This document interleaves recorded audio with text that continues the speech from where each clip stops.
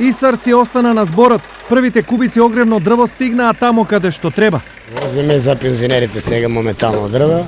Имаме активирано 5-6 возила од јавното предпријатие, од директорот, наредба, така да испаднеме у сусрет на пензионерите, додека не е фанало снегови, мразови, да во текова недела да може да си ги дрвата добијат.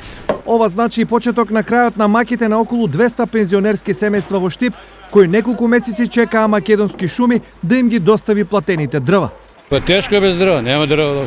Како неки още да ги викаше, да ги болеше и донесла дрвата. Ударо и старши и до сега дрвата. Во текот на наредните неколку денови во Штип ќе бидат дистрибуирани над 2000 метри кубни огревно дрво.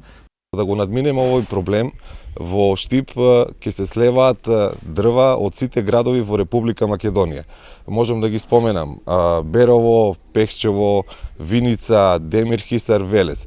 Така да веќе 90% од дрвната маса е обезбедена, е веќе на пат во Штип и ни останува само една техничка подробност заедно со комуналното предпријатие да ги дистрибутираме дрвата и дрвните сортименти до нивните домови и да започнеме грејната сезона заедно со нив. Во меѓувреме, најмалку 200 пензионери од Штип си ги повлекоа парите од Сдруженијето на пензионери и дрвата на слободен пазар ги платија по 3600 денари.